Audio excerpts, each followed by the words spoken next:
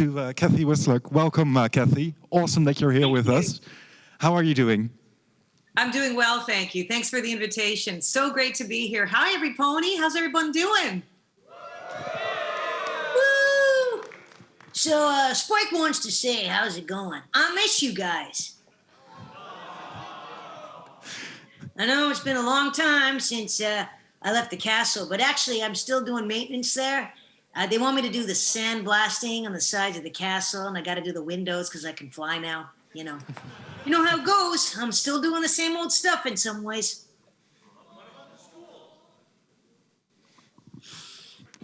Thank you. You'll have to translate, I suppose, too, won't you? What did you say? I'm sorry. Will you have to translate in some ways? Oh no, that is not necessary. Not a problem. Good. Most people here speak English, so they'll be all right. Awesome.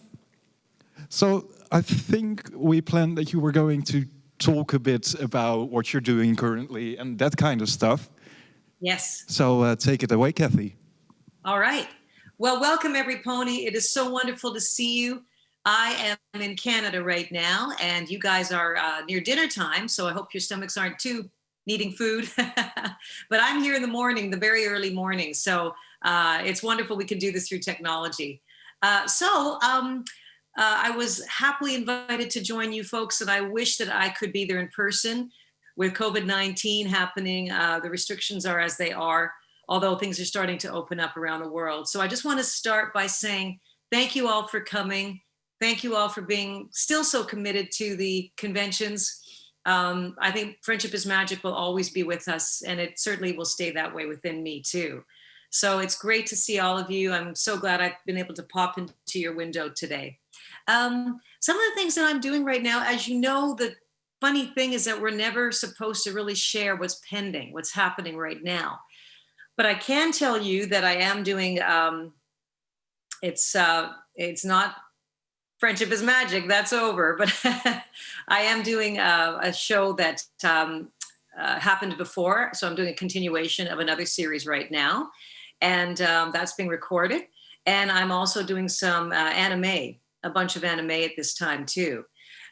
So there are a couple of projects that are in the works for me, as well as there's still the commercials and narration that we do. In the summertime during the Olympics, I had a major commercial that was on, it's called Propel. It's a Gatorade water commercial.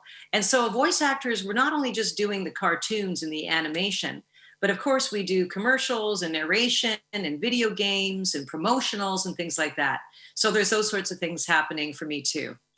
So it's still busy. It's slower for sure than it used to be. And at some points it is and has been, but it's always changeable in our business. So with COVID-19 and our industry, having to work with that, we've had to jiggle and wiggle around that very safely. Things are, of course, possible through technology, and that's been fine. But we have, at least in my case, I've gone into the studio on my own, just simply with an engineer, and the clients would be on the line as you see me now. So it is still cooking for me. But we surely miss working together, the actors, because we are no longer at this point really allowed to do that together. And that's something we all very much miss. Yeah, I can totally understand how you're missing that, because it was such an amazing show. So I can imagine how working together on that must have been really awesome for you all. Yes. Yes, it was very much fun. I mean, back in the day when we did Friendship is Magic, in Canada too, it's quite unique because a lot of places in the United States and probably elsewhere, a lot of the actors are naturally just recording solo for their particular parts. But in Canada, it's very typical for us to work together in a group. So it's kind of unique that way, and it's the way that we're used to doing it. So we call it prelay and ADR. So Friendship is Magic and other series are done in such a way where we're together in the studio with the director and the engineer. But a lot of places just already have come in and just simply recorded their own lines solo. So it was different for Canada, and it's something we miss now. And hopefully it'll come back soon. We're all crossing our fingers. And I hope for everyone in your city and country that whatever the situation is for you, that alleviates too. It's a difficult time for people all around in so many ways. I don't think there's one soul that has not been affected in some way, shape, or form by COVID. So stay safe, everybody. Yeah, we're very happy that we're able to finally have a convention again. As you can see, we Yes. have everyone together here, and they've all been vaccinated or tested, and that had to be checked before they came in. But once they're in, they're allowed to. Well, basically, all the previous measures are gone. Fantastic. So we can have it like the old-fashioned way again, and that's just amazing. Well, I can't imagine a convention without hugs. You know me, right? Bro hoofs are good. Okay, bro hoofs are good, but they're not as good, right, every pony? Yeah. Awesome. So we've prepared a few questions for you, Cathy. Yes, yes. Fire away. Yes. Hey, what's your most memorable moment from the show? I have some strange little alarm going off. Look Oh. at that. That's your side. I thought I was causing feedback somehow. It's not an egg either. Hold on.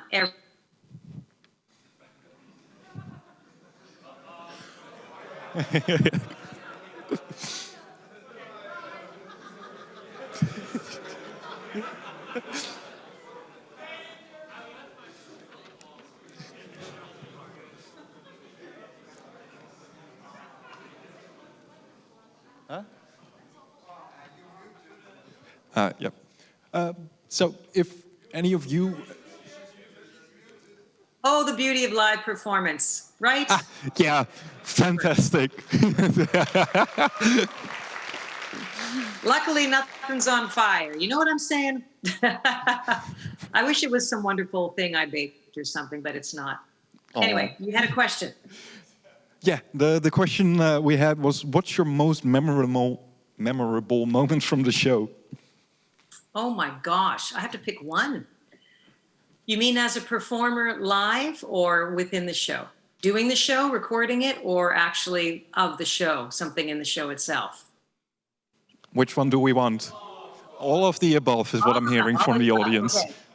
Well, there's just, there's not one. There's just too many wonderful things. Memorable events, the memorable events to me, and I mean this quite sincerely, is coming to the conventions and meeting you guys. It's just a fact. Because it's when we meet you, it's a live experience. It's the effects of the show, and us seeing you, and in my case, seeing how the show has affected everybody and continues to is really a big thing for me. And so that's the main thing that I would say is the effect the show has had on everybody, and then having the chance to meet you folks in person, all around the world, this way and in person, etc. As far as recording is concerned in the studio. We've had some silly things happen. Memorable. Well, let's put it this way. I'll start with the first PonyCon, so outside of our studio recording. The very first PonyCon I went to, there was a small fire, speaking of fires, in the lighting. So we were in New Jersey, and I know there was a pony convention just before that. I think it was in the winter, and I wasn't able to make it.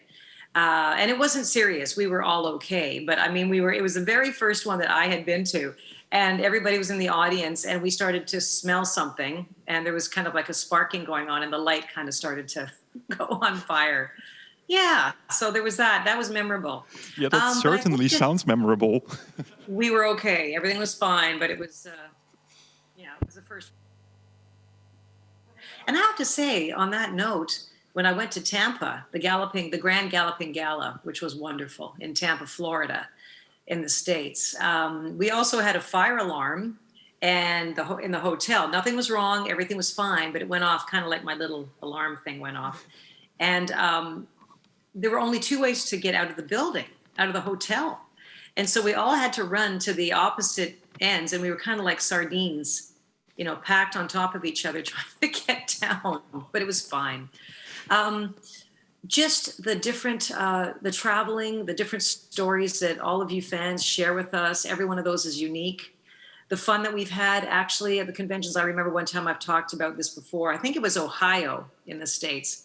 I snatched a walkie-talkie that the workers, you guys, the technicians had to communicate. All the people working on the convention had to communicate back and forth for public relations, for technical, for this, for that. And I snatched one of them with the okay from one of the people. And I spoke as Spike.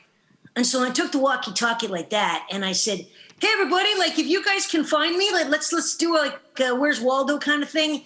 I'm gonna hang around and hide in the convention halls and stuff, and see if you can find me, right?" So they're like, what? And so I was giving them all the directions on the walkie-talkie. So that was one. That sounds like it must have been so much fun. I was a bit disruptive, but Spike can be. So Gotta stay in character. you do. So, shall we take some questions from the audience? Sure. There are 2 microphones on the sides of the stage here. So if you have a question for Cathy, you can get up and walk to one of the microphones. In the meanwhile, I'll continue with some of our questions. Sure. What was your favorite episode? Oh, I have many, many. One of my favorite episodes was definitely a Changeling. The Times They Are a Changeling, for sure. Because that's when Spike met Thorax, and I also, as Spike, was able to sing "A Changeling Can Change," and that particular song was so wonderful to perform because even though that one was electronic, Spike's song had an entire orchestra put behind him. And so that was a wonderful thing to sing too. And as you know, Spike didn't have a whole lot of music or songs that he did. So this was a real treat for me. So I love that show a lot. I think the other one where his hormones were going crazy. That was a challenge to perform. And what was the title of that? Can someone remind me? Does anyone remember what the title of that episode was? Does anyone in the audience remember the title? Trying to remember. Molt Down? Molt Down. That's right. Thank you. Molt Down. Yeah. So that was really fun to do. And also when Spike went to the Dragon Kingdom and, and he, they were trying to find the stone. I'm sorry. I can't remember the episodes now, but with Ember, I think it was wonderful. It was just so enjoyable. So, I mean, there's many that I loved about, and also the way back, one of the earlier ones, he was jealous over Aloysius, simple episodes like that. Yeah. There's so many. Awesome, yeah. The name of that episode was apparently The Gauntlet of Fire, is what I just The Gauntlet of Fire. Thank you. So we got someone standing ready at the microphone, so ask away. Hello?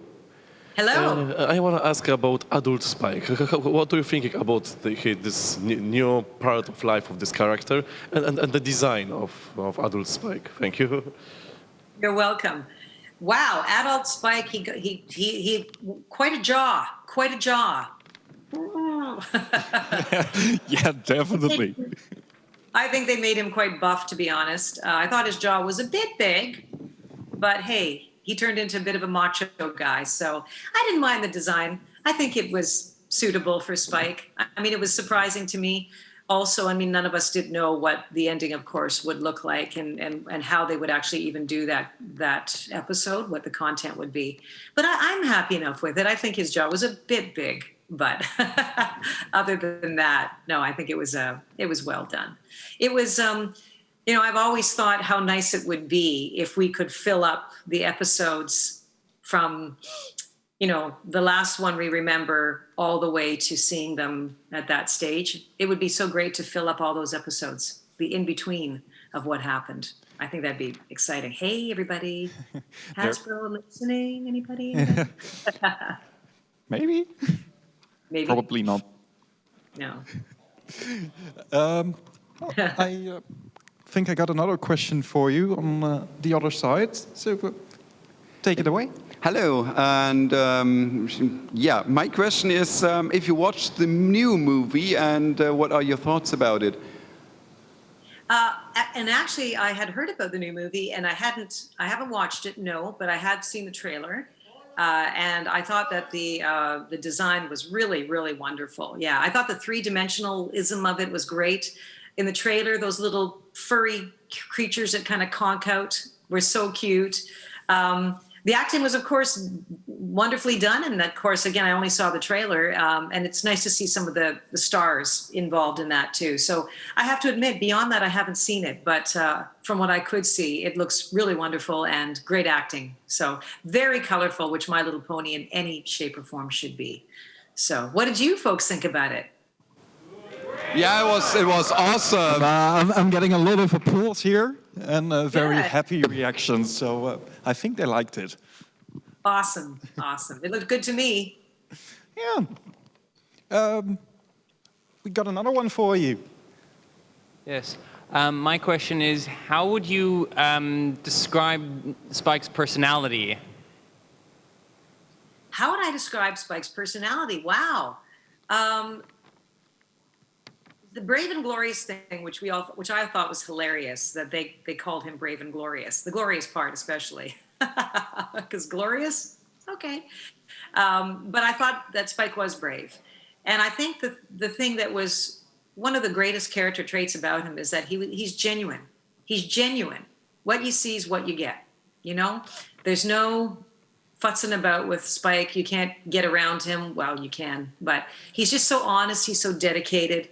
And respects everybody, and he's committed to helping Twilight and the gang. So a very, very honorable character and a very real character. What you see is what you get, and you could trust him. I think those are virtues that we all wish we had in others and in ourselves, and certainly can be used today. So yeah, those encourage courage too. But yeah, I would see the noble. I think all those traits suit Spike, definitely. Awesome, thank you. Well, Glorious? Does anyone think Spike's glorious? what? Put your hand up if you think Spike is glorious. I'm getting a lot of yeah. He is. I think he is internally. Yes. Hello, Cathy. How are you doing today? Good. Thank you for coming up with a question soon here.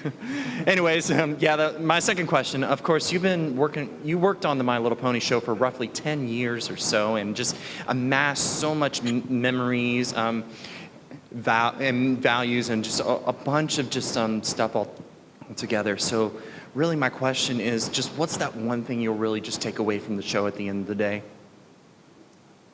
How legendary, important, healing, powerful, encouraging, and unifying it was and is. And I personally have never been involved in my very, very long career, which I'm happy is still continuing. I've never, ever experienced a show with this kind of magnitude of effect on myself and on the fans and all those who seem to come in touch with it to this day. There's new generations now that are starting to watch the series and are being affected in the same way with all the virtues and elements of harmony in play.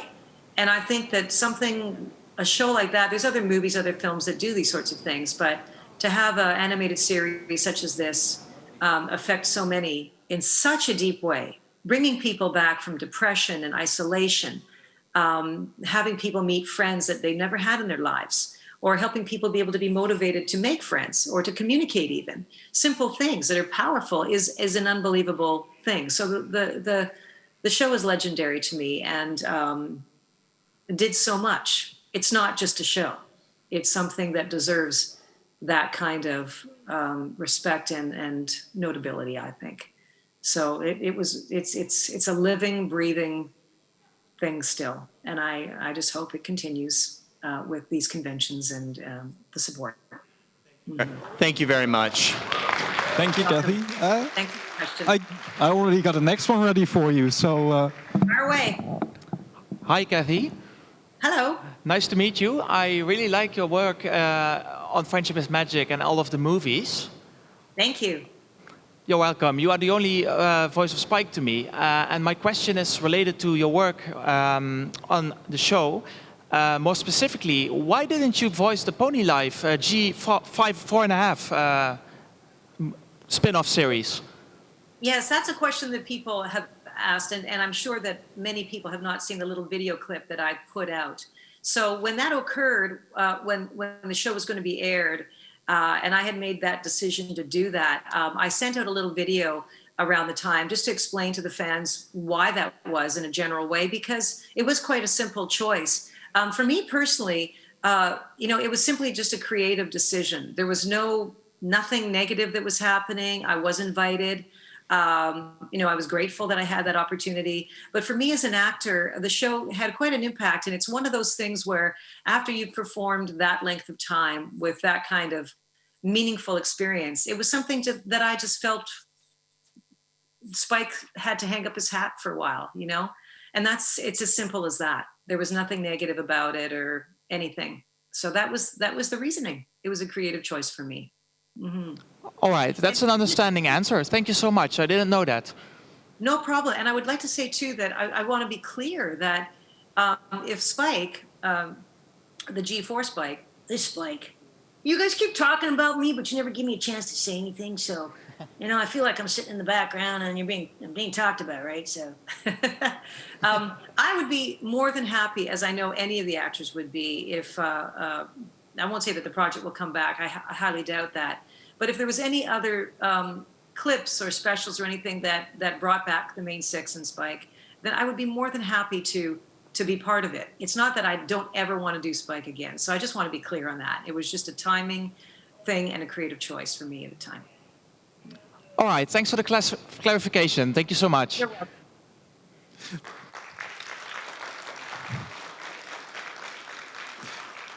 Yeah, I got the next one ready for you, so take it away. All right. What is could you name one of your favorite lines from the show, from one of your characters? rude much? Nice. I can't help it. That stuck with me. Awesome. Oh, Spike. Hello, my question is, the Spike voice is unique to the Spike of Friendship is Magic, but how is it when some other company asks you for this voice? Is it Hasbro who have to give the okay, or is it you okay to do the same voice in another movie or series?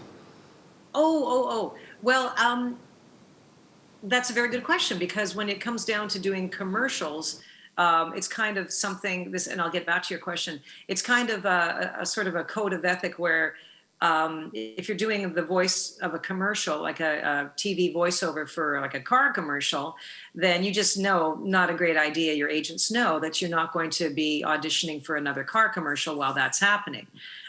So things like that. But as far as doing Spike's voice, nothing is ever exactly the same with respect to the voice print. As far as actors are concerned, us actors are concerned, there's such a certain range that we use for different character levels. And so the boy voice, as a boy voice, has many, many levels that you can borrow from. And some of them will sound like Spike, and some of them will not sound like Spike. So we do a show called 16 Hudson, which is a little show for children, and it's a wonderful show. Shabnam Razai and Big Babu Productions do that show. And I play a 4-year-old to 5-year-old little boy in that character. So it's still, for that character, it's still a boy, but it's a little bit more innocent, and it's differently performed. So Luke is like that. Luke is kind of up here, and he's just like, hey, Dad, why don't we do it this way? It's not really what I want to do, but I can, oh, come on, take that away. Don't do that. It's just kind of like he's still a boy, but he's kind of up there a bit more and stuff like that. So, we try different levels, even though it may be male, maybe boy, sort of borderline. So I don't think, it's not like they're monitoring, oh, you can never do a Spike character again or a voice like Spike, because they're variations. There's subtle differences. Unless it was written in true Spike speak, that would not be a cool thing. If another show wanted to do another character called, Ike or something, and the voice was the same and it was sort of similar, then that would be a no-no, I think. But that would be more a production's issue, I think, than rather the actor be casting for it. We're service workers, everybody. So whatever projects come up, we audition for them all. And we're here to work as well. So we'll entertain any opportunities that come our way. So they're not monitoring that as, it's we don't think in those terms. Yeah. Thank you very much, Cathy. I got another one for you. So go ahead. Hi. Were there Hello. any major mess-ups that led in the production of the show that led to interesting or funny situations that we might not know about? Funny situations outside of Brian Drummond, throwing paper clips at me during session. Specifically, funny situations that were caused by some sort of mess-up that we might not have noticed as the fans. Do you mean Funny bloopers story. during recording? For example, this. Sadly, no, not really. I mean, I can't think of anything that was funny. I'm famous for singing Christmas carols in the summertime, which is, if you have summer, if Christmas is summertime, it's not strange to you. But here we have winter. And so I just break out into song quite a bit in the middle of a session, and the actors are like, no, so chestnuts roasting on an open fire, and they're like, it's summer, stop it, no, silly things like that. But no, nothing that's disrupted the session that I can think of that would be on the comical side. I mean, as I said before, actually, I didn't say this yet. We've had more things, and very few of them that were disruptive. And one of them was just that in the studio too. There was one day I remember we walked into the studio and there was a horrid smell. Some kind of smoke or chemical had gotten into the studio. And so we all had to evacuate for half an hour or something. But that was about it. No, there's nothing really funny. I wish there was more fun in that respect. A lot of stuff happened at conventions though. I mean, funny things at conventions, and like me taking the walkie-talkie or, just stories like that, having a really nice time. I remember one time, and I'd never personally been in a stretch limousine before, which was bizarro to me, but fun. And so we went to Las Pegasus. We were in this stretch limousine, and honest to God, you could play field hockey in there. It was it was a long car, and it had stars in it, and all kinds of a bar and all kinds of stuff, and little things like wow, things like that, or jokes, but nothing that I can think of that was really disruptive in a good way. I mean, and the other thing too, I remember when I went to do a convention in Dallas, I was with my agent had joined me in that particular one. Again, another kind of strange situation, close call. But there was a horrible thunderstorm in Dallas and hovering over the city and the state, and we were trying to fly in. And I had never seen anything like this in my life. I was by the window in the plane, and you could see like little match toy planes, which was us, all circling around this massive region. And you could see lightning bolts just shooting down from the top of this cloud down to the city where we're supposed to be landing. It was crazy. And I think we were delayed at least an hour. So that was quite terrifying, actually. Other than that, really great pizza outside of Schaumburg, near Chicago. Maple bacon donuts near Seattle. I'm not sure about that yet. But good coffee and good food and good friends. And you know what? The stories that I shared with all of the fans during the convention, during the signings, after the signings, at some of the special dinners, they've all been wonderful and filled with fun. So that's where it takes place with you guys more than anything. That's the truth. All right, thank you. You're welcome. Thank you very much, Cathy. Are you ready for one more? Yes. Well, go ahead. Hello. Hi. I have a question. What does Coco Pomel think of leopard print suspenders? Leopard print suspenders? Is that what you said? Yeah, yeah. So, like the construction worker clothes, but with leopard prints. Well, as Coco Pomel, I say that anyone's creative choices are special, and everyone should express themselves in whatever way they feel is reflective of how they feel. And so if there's any design that I think someone would like to bring to Manhattan, I'm sure that Rarity and I would love to take a look at that and see if we can implicate it and implement it into our new design structures. So whatever ideas you have to bring, feel free to do that. We would love to see them. I think it's a great idea. I'd love to see that, actually. Thank you. Thank you so much. And I got just another question ready for you. So go ahead. My question was, if you make errors or improvise, my question was, if there is any errors or improvisation, did that soundbite actually made it to the show, or? That's a good question. Yeah. That's a very good question.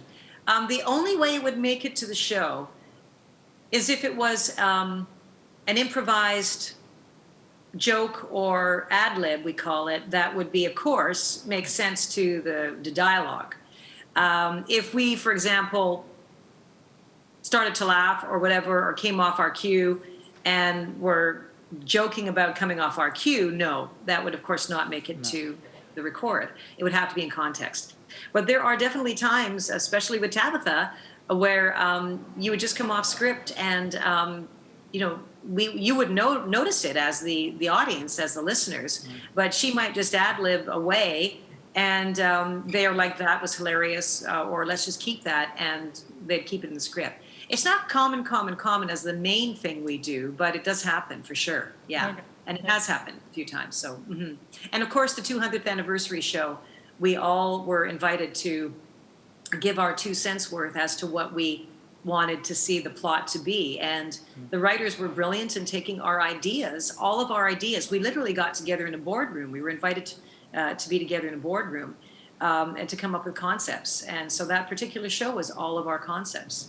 And mine was to give Spike finally a sense of family, finally some kind of connection, which he did get. So I think it was quite funny, actually, too, that they brought in someone who was pretending he was Spike's father, and he turned out not to be. Poor Spike. Anyway, so that's what I would say in that respect. It's not common. Like, a good part of the script would not be altered, but little bits and pieces would be allowed in. Yeah. Okay. Thank you. Thank you very much. And I got someone else for the microphone for you. It keeps coming, so take it away. Hello. I would like to ask you whether your family does watch TV and if they recognize you. If they recognize me, sorry, I couldn't hear the whole thing. Walking down the street? If they recognize you when they watch TV and... My voice, you mean? Yeah, the voice. The question is if your family recognizes the voice you do on television when they watch TV. Oh, no. Actually, no. Friends and family often get shocked still, because they don't know the roster of voices I do. So no, they actually do get quite shocked. I mean, even friends are like, that was you? That doesn't sound like you. And I'm like, no, because I'm a character actor too. So no, that they do get, the ones that actually see it or hear about it. Yeah. The neighbors and friends or friends of friends whose children watch it or they themselves see it. They're surprised. Even with the commercial I did, this Propel water commercial I did for Gatorade, because, we can change our voice. We can make ourselves lighter. We can make ourselves older in some ways, depending on the character. And when you do commercials, by the way, they want your authentic voice, you sounding as you, more than putting anything on it. And I know for that commercial, Propel is how Gatorade does water. So we talk like this, what if water were as active as you? Propel is how Gatorade does water. You know, it's just like, it's a we call it a throwaway, right? So is that like, hey, what's up, man? No, yeah, you wouldn't know that's me for sure. But even people are like, that was you? Propel, that was you? And I'm like, yeah. So no, I'm in disguise quite a bit. Okay, thank you. Okay. Thank you very much. And we're moving on to our last question, I think. So take it away. Hello, Cathy. I'm Frankie from the Netherlands, and my question is about the Netherlands. Yes. If you would be here right now, is there something you would like to see, do, or taste in the Netherlands? Everything. Everything. But how much time does a girl have, you know? I would still love to come and visit you all in person. And I'm hoping when these things lift and we're all free to do so, I can do that. I would love to taste the traditional foods. I would love to see your beautiful country, I can't wait to actually make a trip. I would love to make a trip out that way.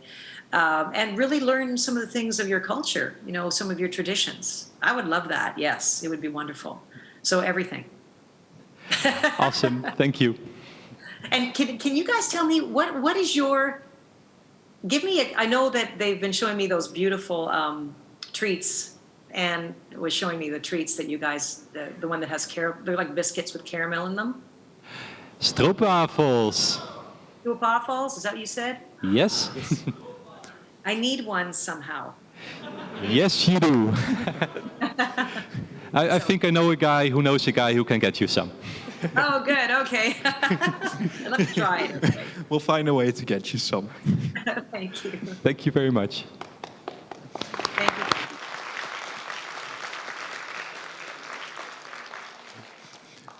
So, Cathy, I want to thank you very much for being here with us.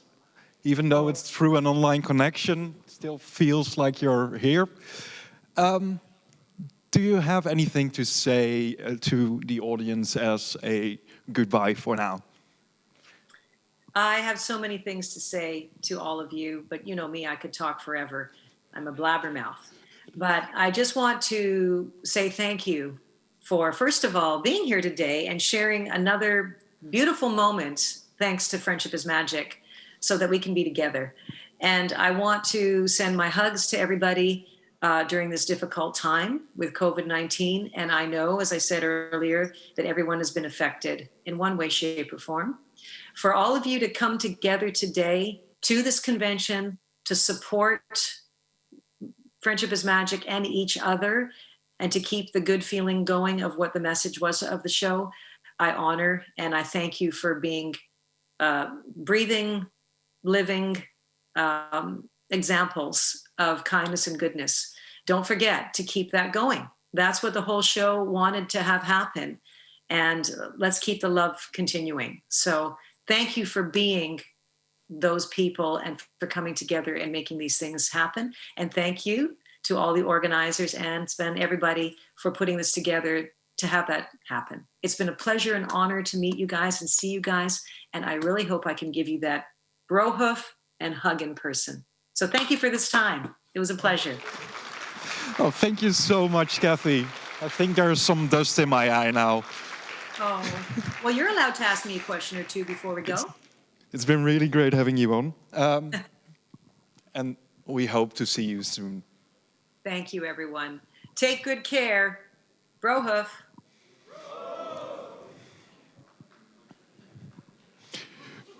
All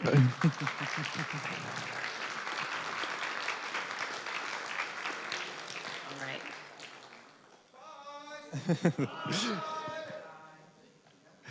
Yep. Are you Yeah. gonna... Yeah, we're gonna shut it down now, Cathy. Maybe you can have a chat with Anna later about what you liked or something. Okay. Do you want me to hang up now, or shall I? Yeah, it's really hard for me to reach the control right now. So if Okay. you could press the button. I will. Goodbye, everybody. Bye-bye. Take care of your hearts. Don't give up. Don't give up. And we're going to see you again. Everything's going to be okay. Lots of love. Bye. Bye-bye.